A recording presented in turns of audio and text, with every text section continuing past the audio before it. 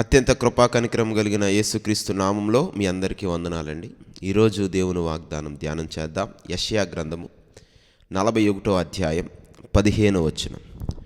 కక్కులు పెట్టబడి పదునుగల క్రొత్తదైన నుర్పిడిమ్రానుగా నిన్ను నియమించి ఉన్నాను.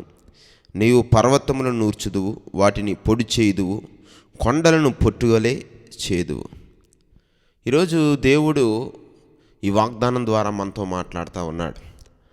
మనల్ని కొత్తదైన నుర్పిడిమానుగా ఆయన చేయాలని ఆశపడతా ఉన్నాడు. ఈ మాట యెషయా ప్రవక్త ద్వారా దేవుడు ఇశ్రాయేలును ఉద్దేశించి మాట్లాడుతూ ఉన్నాడు. ఇశ్రాయేలీలు అన్య దేశంలో చెరలోనికి వెళ్ళిపోయినప్పుడు వారి పరిస్థితిని వారు చూసుకుని వారు ఒక పురుగులాగా, ఒక ధూళిలాగా, ఏమిటి మా జీవితం ఎలా ఉంది, ప్రజలు మమ్మల్ని ఎందుకు ఇంత అసహ్యంగా చూస్తూ ఉన్నారు, మా పరిస్థితి ఏంటి ఎలా అయిపోయింది అని ఎంతో బాధపడుతున్న సమయంలో దేవుడు ఆ ఇశ్రాయేలు ప్రజల పక్షాన ఇస్తున్న వాగ్దానం ఇది. ఏమిటంటే, నిన్ను నుర్పిడిమ్రానుగా చేస్తాను. నుర్పిడిమాను అనేది పురాతన కాలంలో పంటను కొయ్యడానికి వాడే ఒక చక్కటి ఆయుధం. ఆ నుర్పిడిమ్రానులో పంట వేసినప్పుడు అంతా కూడా ముక్కముక్కలుగా చక్కగా నూర్చేటువంటి పరికరం యంత్రంగా ఉంది. దేవుడు అంటున్నాడు, ఇశ్రాయేలు, ఈరోజు శ్రమలను బట్టి నువ్వు పురుగు అనుకుంటున్నావు, నేను చాలా చిన్నవాడిని అనుకుంటున్నావు, నా వల్ల ఏమీ కాదనుకుంటున్నావు. కానీ నేను నిన్ను ఎలా చేస్తానంటే నుర్పిడిమ్రానుగా, క్రొత్తదైన నుర్పిడిమ్రానుగా చేస్తాను. కొత్త పళ్ళు ఇస్తాను నీకు. నీ యొక్క సామర్థ్యం ఎంత గొప్పది ఉంటుందంటే పర్వతాలను కూడా నువ్వు ముక్కలుగా చేస్తావు, నుజ్జుగా చేసేస్తావు అంటున్నాడు. అంటే పర్వతం అనగా నీ సమస్యలు, నీ ఇబ్బందులు, ఈరోజు ఎదుర్కొంటున్న ఆ బానిసత్వము, ఈరోజు ఎదుర్కొంటున్న ఆ నింద, వాటన్నిటిని నలగొట్టి తుత్తునీలుగా చేస్తావు. అటువంటి బలమైన ఆయుధంగా నేను చేస్తాను. నువ్వు పురుగు కాదు, నేను నిన్ను బలముగా వాడుకోబోతున్నానని దేవుడు వాగ్దానం చేస్తూ ఉన్నాడు. ఈరోజు నీతో నాతో కూడా అదే మాట్లాడుతున్నాడు ప్రియబిడ్డ. ఈరోజు నీ పరిస్థితిని చూసి, అయ్యో నేను పురుగులా ఉన్నాను, నన్ను పట్టించుకునే వారు ఎవరు లేరు, నా జీవితం ఇంతే అని నువ్వు అనుకుంటా ఉండొచ్చు. కానీ దేవుడు అంటున్నాడు, నిన్ను నుర్పిడిమ్రానుగా నేను చేస్తానంటున్నాడు. నిక్ అనే ఒక ఆయన స్టోరీ నేను విని చాలా ఆశ్చర్యపడ్డాను. ఆయన చిన్నతనంలోనే కాళ్ళు చేతులు రెండు కూడా లేవు. కాళ్ళు లేవు, చేతులు లేవు. ఒక మనిషికి ముఖ్యమైనవి ఏంటి? కాళ్ళు చేతులే కదండి. ఆ రెండు కూడా లేని సమయంలో 10వ సంవత్సరంలో ఆయన అనుకున్నాడట, ఇంకా నా జీవితం వల్ల ఎవరికి ఉపయోగం లేదు, నేను ఇంకా చచ్చిపోతే బాగుందని ఆత్మహత్యాయత్నం కూడా చేశాడు. అటువంటి పరిస్థితుల్లో ఆయన దేవుని వాక్యాన్ని, దేవుని ప్రేమను రుచి చూసినప్పుడు, దేవుని బట్టి ఇలాంటి వాగ్దానాలను బట్టి దేవుడిని బట్టి బలం తెచ్చుకున్న, లేదు నేను దేవుని కొరకు బ్రతుకుతాను అని ఎప్పుడైతే ధైర్యంతో ముందడుగు వేశాడో, దేవుడు అతన్ని ఎంతో గొప్పగా వాడుకోవడం ప్రారంభించాడు.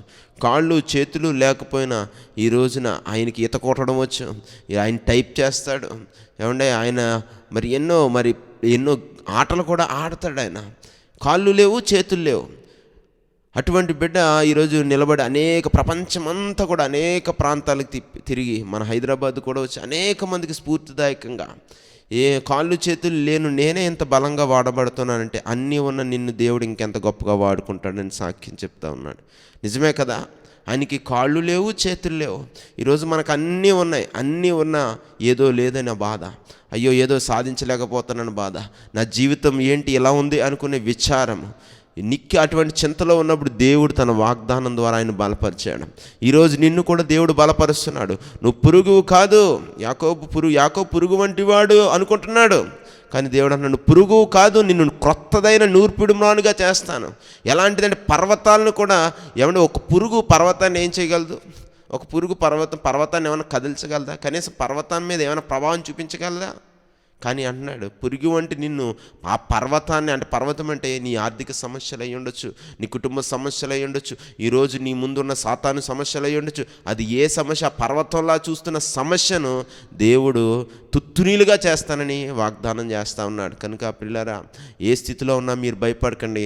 ఈ ఉదయకాల సమయంలో దేవుడు నీతో మాట్లాడుతూ ఉన్నాడు. దేవుడు నీ ముందున్న సమస్య, అది చదువుని గురించిన సమస్య అయినా, అది సబ్జెక్టుని గురించిన సమస్య అయినా, అది ఏ సమస్య అయినా, నీ కుటుంబంలో ఉన్న సమస్య అయినా, నీ భర్తను గురించిన సమస్య అయినా, నీ పిల్లల గురించిన సమస్య అయినా దేవుడు గొప్ప విజయం మీకు ఇవ్వాలని ఆశపడతా ఉన్నాడు. ఈ వాగ్దానం పూర్వకంగా దేవుడు మరి ఒకసారి బలపరుస్తూ ఉన్నాడు. చిన్న ప్రార్థన చేసుకుందాం. నమ్మకమైన దేవా, కృపగలిగిన తండ్రి, ఈ ఉదయకాల సమయంలో నైనా ఈ వాగ్దానం ఎవరైతే ఉంటున్నారో ప్రతి ఒక్కరి జీవితంలోనైనా తండ్రి ఉంటున్నటువంటి ఆ పర్వతాల లాంటి సమస్యలు, ఆ గొల్యాతు లాంటి సమస్యలు అన్నీ కూడా నాయన తండ్రి అయ్యా నూర్పిని మానులో పంట నాయన నూర్చబడినట్లు ప్రభా ఆ పర్వతములు తుత్తినియలుగా అయిపోను గాక. ఆ సమస్యలు కూడా ఒకే దారిలో వచ్చిన శత్రువు 7 దారుల్లో పారిపోవును గాక. నీ అద్భుతమైన కార్యం బిడ్డల జీవితాల్లో జరిగించండి. ఈ వాగ్దానం బిడ్డల జీవితాల్లో ఫలింప చేయమని యేసుక్రీస్తు నామమున అడిగి వేడుకొనుచున్నామా పరమ తండ్రి, ఆమేన్. మరి ఒకసారి మాతో పాలు పంచుకున్న మీ అందరికీ వందనాలు. ఈ ఛానల్ని సబ్స్క్రైబ్ చేయండి, ఇతరులతో కూడా ఈ వాగ్దానాన్ని పంచుకోండి. మీ ప్రోత్సాహానికై, మీ ప్రేమకై, మీ ప్రార్థనలకై వందనాలు. మీ గురించి ఎల్లప్పుడూ ప్రార్థించుచున్న బిడ్డలు, క్రైస్ట్ చర్చ్ ఫ్యామిలీ బిడ్డలు అందరికీ వందనాలు. సెలవు తీసుకుందాం.